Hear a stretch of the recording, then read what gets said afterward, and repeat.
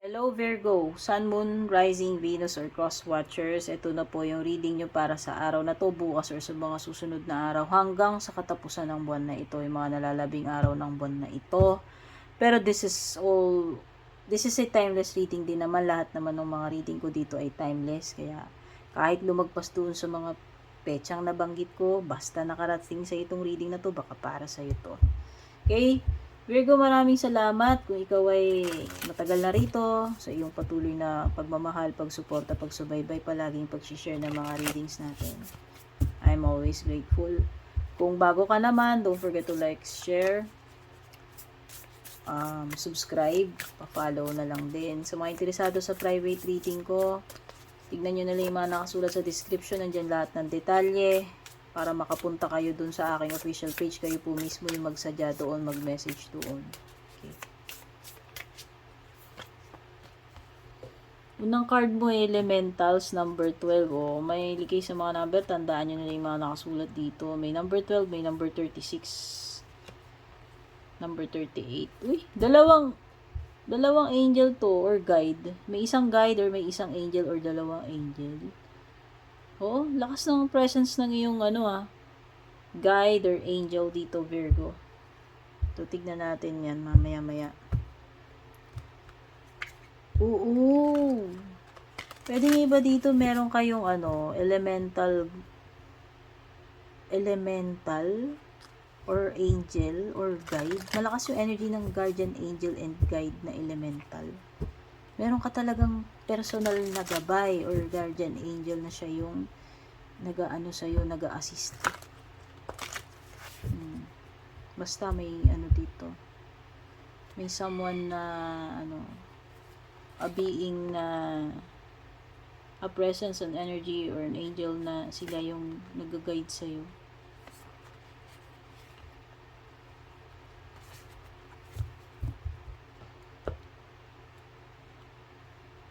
Spirit family mo, ayan yung mga divine beings dyan, no? Yung mga angel mo, mabubuting gabay mo.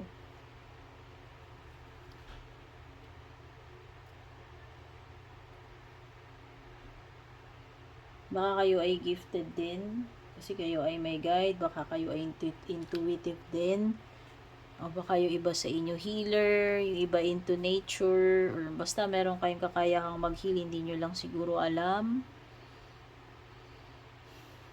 So, nakikita ko dito sa period ng harmony, solutions pagdating sa mga problema mo, manunumbalik din yung peace, balance, justice. Kaya, this is good karma para sa mga nag-e-expect dito ng justice or good karma.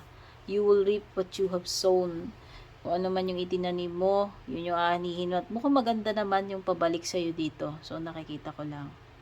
Dito is, yung cause and effect, yung pinaka balik ng kung ano yung ginawa mo, at nakikita ko naman ay maganda. So, nakikita ko dito kung may mga decisions na gagawin, hearing whatever, sa tingin ko papabor sa'yo yung decision. Makukuha mo kasing deserve mo because of the justice card dito and harmony. Yung makakaasa ka na magiging fair sa'yo yung mga sitwasyon or yung mga tao dito na makakadeal mo. Kasi nga kung anong deserve mo, yun yung ibibigay nila sa'yo. Balanse lang, patas lang. Patas lang, yun yung nakikita ko. Tamang-tama lang yan para sa'yo. Walang labis, walang kulang. Okay? Kasi nandyan yung mga angel mo tinutulungan ka nila baka malapit ka, madasalin ka, o religyoso ka, or mabuti ka lang talaga, alam mo yun, o malapit ka sa kanila since bata ka, hindi ko alam. Or kahit naman hindi ka pa nung bata ka, as long as nag-develop ka ng iyong bond, ng communication with the divine, with your angels na lagi ka nanghihingi ng guidance. No? Gagabayan kanila, huwag ka mag-alala. They will show you the way. Okay? Tama yun. Kaysa sa kung ano-ano kang pinaniniwalaan ninyo, mas maganda magdasal kayo sa angel, kay God. Okay?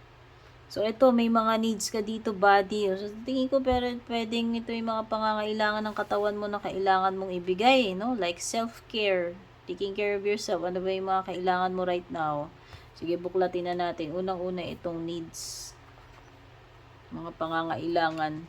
Do you need more time to yourself? Ayan, a break from thinking too much, a kind encounter with a friend. Your needs matter and it's time to honor them. Bigyan mo ng oras sarili mo. Oras to. Dear Virgo, hindi lang yung ibang tao ang laging pinagbibigyan ng time, sarili din. Kasi paano mo sila mamahalin, paano mo ipoprovide yung mga pangangailangan nila, paano mo sila ipapamper kung yung sarili mo nga hindi mo napapamper, nakakalimutan mo. Bigyan mo ng oras sarili mo. Ayan, oras yan, sarili, needs. Iba-iba yung mga needs natin eh. Lahat tayo may needs. Kailangan ka nila pero kailangan mo rin yung sarili mo. Kailangan ka rin ng sarili mo pala. Oo. Paglaanan mo rin yung sarili mo. Okay? Your needs matter, hindi lang yung needs ng mga taong mahal mo sa buhay mo. Importante ka rin. Your body deserves your love. Ayan, no? May pangangailangan ng katawan mo rito na kailangan mong pagbigyan, Virgo. It is necessary for your health, for your well-being. So, siguro, kung ano man itong need ng body mo, paglaanan mo, bigyan mo ng time, gawan mo ng paraan, hindi totoo yung wala akong oras, hindi totoo yun. May oras tayo. Diba? Pag gusto, may paraan. Pag ayaw, maraming dahilan. So, good girl, pero nakasulat power, good girl, tas kinros, / The ability to suck it up is not a superpower. Saying no is own your power. Hindi masamang tumanggi, Virgo. Sinasabi dito. Hindi mo kailangan sakit up lahat ng BS ng mga tao rito. Okay, hindi mo kailangan to tolerate lahat, higupin lahat, tanggapin lahat ng BS sa kapaligiran mo or whatever toxicity there is. Meron talagang mga tao ditong umaabuso, lumalagpas sa boundaries or feeling entitled.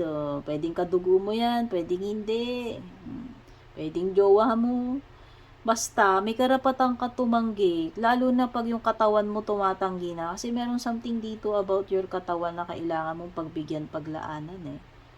Own your power and say no kung kinakailangan.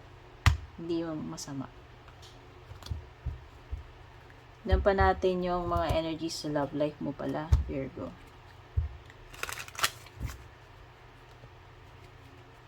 Basta magkakaroon na ng solution sa mga problema mo. Naalala ko na naman yung nakita ko to. Kamukha niya si yung kapatid ni Thor. Ako lang ba yun? Parang kamukha niya talaga ito. Yung mukha nito. Lang, nachika ko lang. Love life mo, dear Virgo, all talk. Ay, unpredictable. Facing it. Mukhang may mga kailangan ka nang harapin dito, Virgo, ha. Hindi mo na ito matatakasan or hindi na pwedeng denial ka dyan. Meron kasi ditong alam mo naman alam mo naman nang may something is wrong or kakaiba. Pero parang siguro ini-ignore mo pa or pwedeng in denial ka pa dyan, bulag-bulagan, bingi-bingian ka pa dyan, dear. Basta sabi dito, harapin mo na to. Related to sa love life mo. Pwedeng masagap yung energy mo, pwedeng masagap yung energy ni person mo. Alam mo, hindi pa sure ball ito. Unpredictable pa tong sitwasyon ninyo na tong person na to. So, whether meron kang karelasyon dito, bagong ka-connect, or past, meron something dito na hindi pa mape-predict. Anything could happen. Okay? Yan lang yun. Masasabi ko sa unpredictable. Or pwedeng unpredictable tong person na nakaka-deal mo. Pabago-bago siguro yung isip or mahilig manorpresa, pabigla-bigla. Basta meron ditong something na pabigla-bigla. Whether yung person o yung pangyayari na paparating. Okay? Something here is unreliable. Whether yung situation or the person itself. Kaya sabi ko nga, hindi mo mape-predict, hindi mo malalaman eh. Bigla-bigla na lang ganun. Alam mo yun? Surprise. Okay. So, pwedeng merong person dito na magfo-flirt sa'yo. Pwedeng ma-attract ka dito, maakit ka sa mga salita niya. Pero parang ano lang to, situation na parang, pwedeng iba dito, nasa talking stage kayo, o puro daldal lang ginagawa mo dito. Hindi ko alam kung sino yung nambobola sa inyo or dinadaan sa talkies-talkies. Or kung hindi naman bulahan-bulahan, yun na nga, pwedeng nasa ano pa lang kayo. Hindi pa mape-predict kasi parang nasa talking stage pa lang kayo nitong person. So, hindi pa masasabi, yun lang yun. Hindi pa sure ball yan. Okay? So, yan yung mga nasagap nating chismis sa iyong love life, Virgo. Nasagap ni Purple Tea ng mga chismis sa love life mo. Charot. Tingnan pa natin yung ibang general energies mo. Virgo.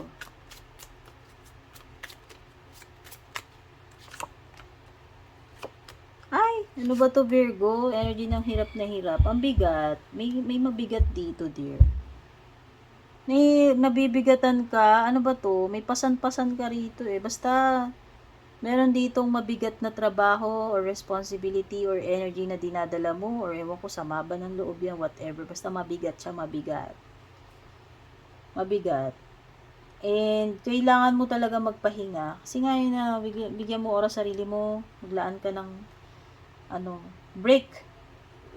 Time. Pagpahingayin mo muna yung sarili mo about this. Kasi kailangan mong break dahil mabigat talaga to, pasan-pasan mo.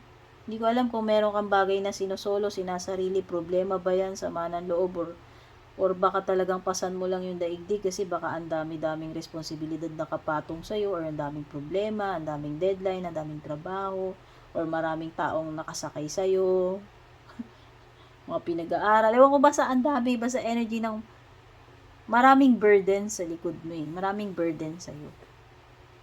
Alam mo, kailangan mo yung i-delegate. Kung yan ay mga trabaho, yun yung energy. Kasi minsan pwedeng martir ka lang. Alam mo, ikaw lang yung umaako ng lahat. Pwede mo namang, i-share sa iba.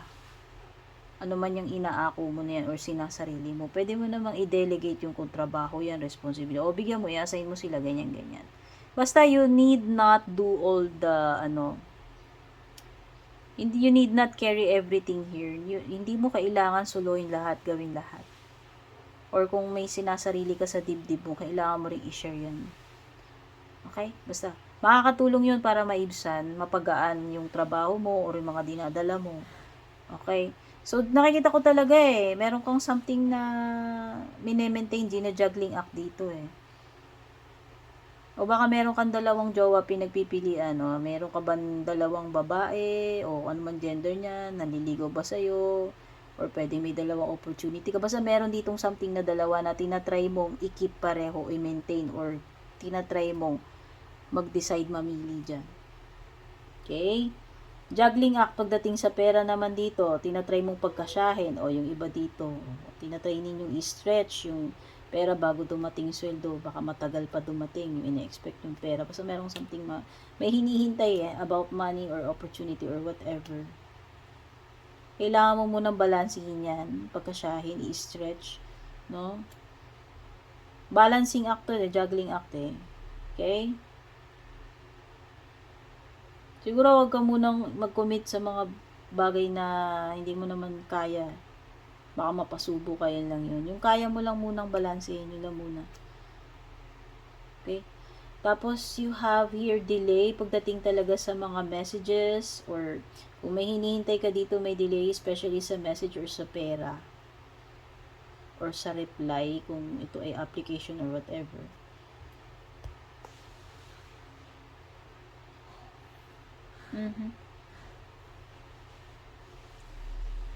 Alam mo, wag ka masyadong snob, Virgo. Baka meron ditong nag-o-offer naman, mabait naman sa'yo itong tao na to. Pwedeng nag-o-offer siya ng kanyang friendship, o gusto lang niya maging mabait sa'yo, makatulong sa'yo, maging nice. Or pwede rin naman itong na-attract sa'yo. Pero ang sungit-sungit mo, or napaka-rejecting mo, or napaka-defensive mo, or basta. Parang tuloy ito, nadi-discourage tong person na to or nai-intimidate siya or nahihiya siya sa'yo kasi masyado kang ganun, yung mga binanggit ko kanina.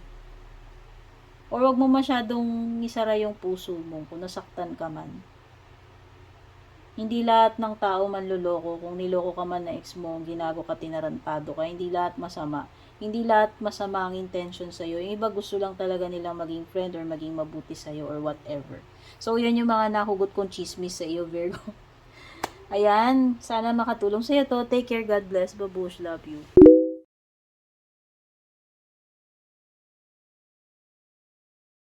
And kung balak nyo pong mag-book or mag-inquire ng personal readings ko, basahin nyo lamang po itong nakasulat sa screen or yung nakalagay sa description.